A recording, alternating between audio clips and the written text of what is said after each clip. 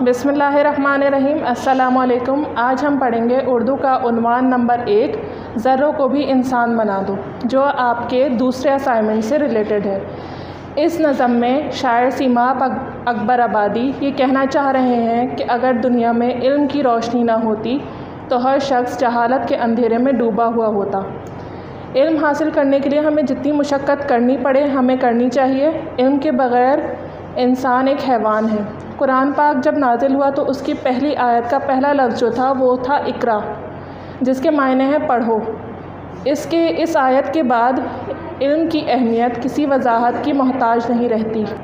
तो चलें हम अपनी नज़म स्टार्ट करते हैं। पेज नंबर 2 पे आपकी नज़म मौजूद है। इस नज़म को मैंने ब्लैक बोर्ड पर उतार दिया है आपकी और मेरी आसानी के लिए, ताकि हम इसे पढ़ें और समझें। पहला शेर है हमारे पास, ए अहले वतन जाने वतन बन के दिखा दो, तुम खाक के ज़र्रों को भी इंसान बना दो। इस शेर में शायर अपने वतन के लोगों को नसीहत करके कह रहे हैं कि ए वतन के लोगों, तुम पढ़ लिख कर मुल्क की तरक्की काम करो, और अगर कभी ज़िंदगी में मौका मिले किसी जाहिल इंसान को पढ़ाने का तो उसे भी पढ़ा के इंसान बना दो और वतन की जान बन के दिखाओ।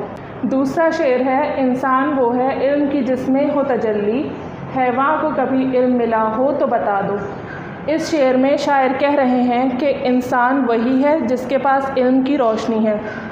जाहिल इंसान को कभी इल्म की रोशनी नहीं मिल सकती। इस शेर में जो हैवां का लफ्ज़ इस्तेमाल हुआ है वो जाहिल इंसान के लिए इस्तेमाल हुआ है। तीसरा शेर है हमारे पास, खुद भी पढ़ो बनने के लिए आलिम व कामिल, अनपढ़ कोई मिल जाए तो इसको भी पढ़ा दो। इस शेर में शायर कह रहे हैं कि पहले मुकम्मल तौर पर तालीम याफ्ता बनने के लिए पहले ख़ुद तालीम हासिल करो, और अगर कभी ज़िंदगी में मौका मिले किसी अनपढ़ इंसान को तालीम देने का तो ये मौका कभी मत छोड़ो। चौथा शेर है, हो इल्म तो फिर क्या नहीं इम्कान में तुम्हारे, तुम चाहो तो जंगल को भी गुलजार बना दो। इस शेर में शायर हमें कहना चाह रहे हैं कि अगर हमारे पास इल्म है तो हम सब कुछ जानते समझते हैं और एक जंगल को भी गुलजार बना सकते हैं। इस शेर में शायर ने जंगल को जाहिल इंसान की ज़िंदगी से तशबीह दी है और कहा है कि अगर हम चाहें तो एक जाहिल इंसान को भी तालीम देकर इसकी ज़िंदगी संवार सकते हैं। पांचवा शेर है, कांटों को जहालत के अलग काट के फेंको, तुम इल्म के फूलों से नया बाग खिला दो। आज के दौर में भी कुछ ऐसे लोग मौजूद हैं जो जहालत के अंधेरे में डूबे हुए हैं। इस जहालत के अंधेरे को सिर्फ़ इल्म की रोशनी से ही मिटाया जा सकता है और उनको भी तालीम देकर तालीम याफ्ता बनाया जा सकता है। छठा शेर है हमारे पास, है मुल्क में तफरीक जहालत के सबब से, तुम इल्म की कुव्वत से ये झगड़ा ही मिटा दो। इस शेर में शायर कह रहे हैं कि आज के दौर में भी जो नाइत्तेफाकी ज़ात व मसलक में फ़र्क पाया जाता है इसकी वजह है जहालत। इस जहालत को सिर्फ़ इल्म की रोशनी से ही दूर किया जा सकता है। तो हमें चाहिए कि हम ज़्यादा से ज़्यादा तालीम हासिल करके इस झगड़े को ही मिटा दें। सातवां शेर है हमारे पास, ये इल्म का जीना भी है एक किस्म का मरना, जैसे तन बेरूह जला दो या दबा दो। इल्म के बिना जीने का मतलब ऐसा ही है जैसे हम रूह के बिना जी रहे हैं, और रूह के बिना जिस्म किसी काम का नहीं रहता। इसके साथ कोई कुछ भी कर ले इसे कोई फ़र्क नहीं पड़ेगा, चाहे इसे जला दे या दफना दे। इसीलिए हमें चाहिए हम ज़्यादा से ज़्यादा तालीम हासिल करें और मुल्क की तरक्की के लिए काम करें। आए चलें आप भी मेरे साथ इस नज़म की बुलंद ख्वानी करें। ए अहले वतन जाने वतन बन के दिखा दो, तुम खाक के ज़र्रों को भी इंसान बना दो। इंसान वो है इल्म की जिसमें हो तजल्ली, हैवां को कभी इल्म मिला हो तो बता दो।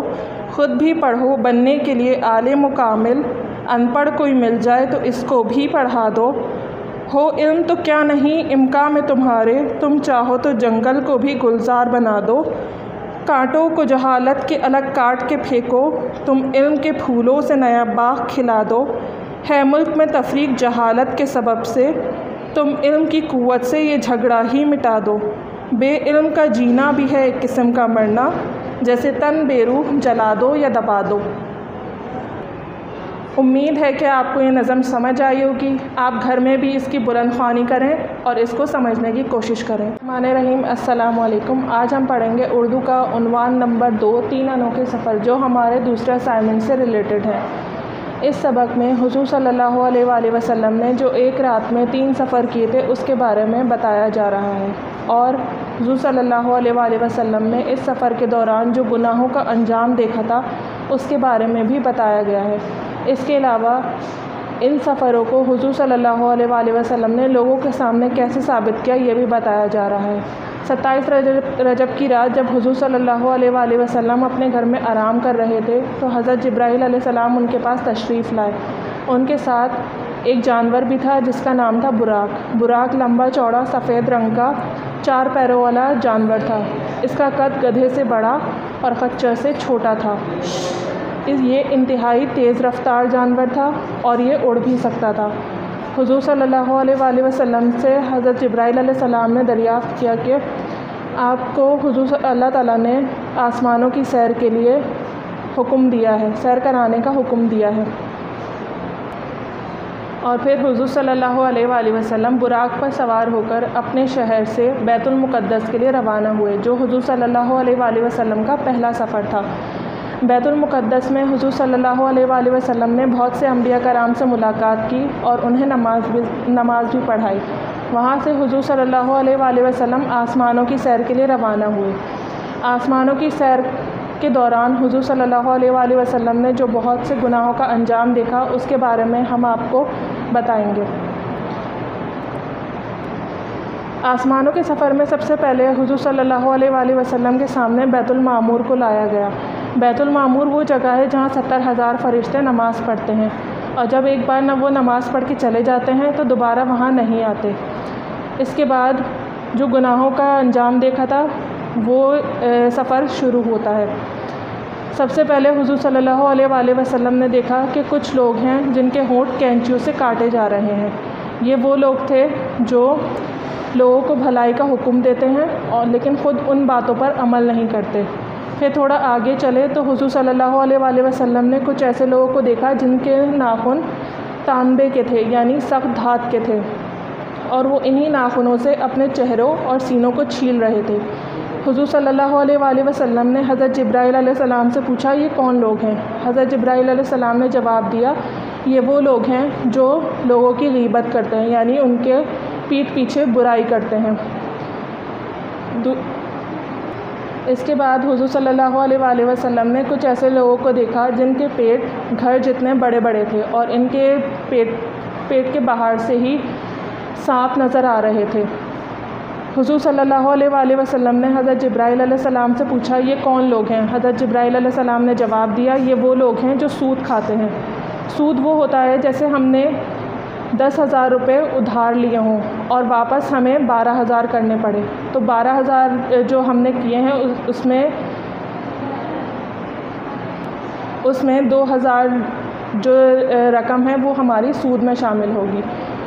اس کے بعد کچھ ایسے لوگوں کے پاس سے گزر ہوا جن کے سر پتھروں سے کچلے جا رہے تھے، اور کچل جانے کے بعد وہ دوبارہ پہلے جیسے ہو جاتے تھے اور پھر دوبارہ ان کو پتھروں سے کچلا جاتا تھا۔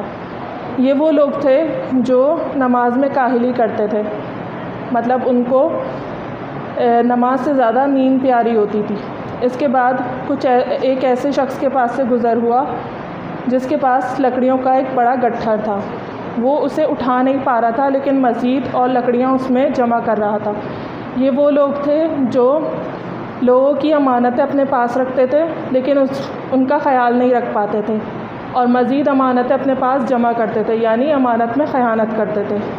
اس کے بعد ایک چھوٹے سے سوراخ میں سے گزر ہوا جس میں سے ایک بڑا بیل نکلا، اور وہ چاہتا ہے کہ جہاں سے نکلا ہے دوبارہ اسی میں چلا جائے۔ یہ وہ شخص تھا جو اپنے منہ سے بڑا بول بولتا تھا، اور جب وہ اپنے بول پر شرمندہ ہوتا تھا تو وہ چاہتا ہے کہ اس کے ورڈ واپس آ جائیں، یعنی اس کا جو بولا ہوا ہے وہ واپس آ جائے، لیکن پھر وہ اس کی طاقت نہیں رکھتا۔ اس کے بعد حضور صلی اللہ علیہ وآلہ وسلم کے سامنے سدرۃ المنتہا کو لایا گیا۔ سدرۃ المنتہا ایک بیری کا درخت ہے۔ اس بیری کے درخت کا ایک بیر ہجر کے مٹکوں کے برابر ہے، اور اس کے پتے ہاتھی کے کانوں کے برابر ہیں۔ اس بیری کے درخت پر جو چیزیں چھائی ہوئی ہیں اس کی وجہ سے اس کا حسن بہت زیادہ بڑھ گیا ہے۔ اس کے علاوہ بندوں کے اعمال جو نیچے سے اوپر جاتے ہیں وہ پہلے سدرۃ المنتہا پر ٹھہرتے ہیں اور پھر وہاں سے اللہ تعالیٰ تک پہنچائے جاتے ہیں۔ اور علاوہ اللہ کے احکام جو اوپر سے نیچے بھیجے جاتے ہیں وہ پہلے سدرۃ المنتہا پر ٹھہرتے ہیں اور پھر وہاں سے نیچے بھیجے جاتے ہیں۔ اور اس سدرہ کی جڑ میں 4 نہریں دیکھی گئیں اور وہ نہریں اتنی بڑی تھیں جیسے دریا فرات اور دریا نیل ہوں۔ اس کے علاوہ سدرۃ المنتہا پر سونے کے پروانے چھائے ہوئے ہیں اور انہی چیزوں کی وجہ سے اس کا حسن بہت زیادہ بڑھ گیا ہے۔ اس کے بعد حضور صلی اللہ علیہ وآلہ وسلم کا تیسرا سفر شروع ہوتا ہے۔ سدرۃ المنتہا کے آگے کائنات کا ہر نظام ختم ہو جاتا ہے، وہاں پہ کسی کو بھی جانے کی اجازت نہیں ہے، یہاں تک کہ حضرت جبرائیل علیہ السلام کو بھی نہیں ہے۔ لیکن اللہ تعالیٰ نے صرف حضور صلی اللہ علیہ وآلہ وسلم کو اس سے آگے جانے کی اجازت دی۔ حضور صلی اللہ علیہ وآلہ وسلم کا تیسرا سفر یہاں سے شروع ہوا جو تھا عرش معلیٰ۔ عرش معلیٰ پر جب حضور صلی اللہ علیہ وآلہ وسلم پہنچے تو وہاں پہ کچھ لکھنے کی آوازیں آ رہی تھیں، اور اس کے علاوہ جو 50 نمازوں سے 5 نمازوں کا جو واقعہ ہے وہ بھی وہاں پہ موجود ہے۔ مسلمانوں پر پہلے 50 نمازیں فرض کی گئی تھیں، لیکن حضرت موسیٰ علیہ السلام کے زور دینے پر حضرت محمد صلی اللہ علیہ وآلہ وسلم نے اللہ تعالیٰ کے دربار میں بار بار جا کر 50 نمازوں سے 5 نمازیں فرض کروائیں، لیکن اللہ تعالیٰ نے کہا کہ 50 نمازیں فرض کی ہیں تو 50 نمازوں کا ہی ثواب ملے گا، یعنی ہم دن میں جو 5 نمازیں پڑھتے ہیں اس کا ثواب ہمیں 50 نمازوں جتنا ہی ملتا ہے۔ اس سفر کے آغاز میں حضور صلی اللہ علیہ وآلہ وسلم سے حضرت جبرائیل علیہ السلام نے اجازت لی اور حضور صلی اللہ علیہ وآلہ وسلم نے اپنا سفر آگے جاری رکھا۔ عرش معلیٰ جب حضور صلی اللہ علیہ وآلہ وسلم عرش معلیٰ پر پہنچے تو اللہ تعالیٰ سے ان کی ملاقات ہوئی اور کچھ موضوع پہ گفتگو بھی کی انہوں نے۔ اس کے بعد حضور صلی اللہ علیہ وآلہ وسلم نے واپسی کی اجازت لی اور واپس دنیا میں تشریف لے کر آئے۔ جب اگلی صبح حضور صلی اللہ علیہ وآلہ وسلم نے لوگوں کو یہ واقعہ بتایا تو قریش مکہ نے ان کا یقین نہیں کیا اور ان کے بارے میں عجیب باتیں کرنے لگے اور ان سے بیت المقدس کے بارے میں طرح طرح کے سوال کرنے لگ گئے۔ حضور صلی اللہ علیہ وآلہ وسلم کو ان کے ان سوالوں پر بہت بے چینی ہو رہی تھی۔ حضور صلی اللہ علیہ وآلہ وسلم نے اللہ تعالیٰ سے مدد کی درخواست کی اور اللہ تعالیٰ نے حضور صلی اللہ علیہ وآلہ وسلم کی مدد کرتے ہوئے بیت المقدس کو حضور صلی اللہ علیہ وآلہ وسلم کے سامنے واضح کر دیا، اور حضور صلی اللہ علیہ وآلہ وسلم بیت المقدس کو دیکھتے رہے اور ان بیت المقدس کے بارے میں جو سوال کر رہے تھے ان کا جواب دیتے رہے۔ اسی طرح حضور صلی اللہ علیہ وآلہ وسلم نے اللہ تعالیٰ کی مدد سے اپنے ان تینوں سفروں کو ثابت کیا، اور آج یہ واقعہ معراج کے نام سے یاد کیا جاتا ہے۔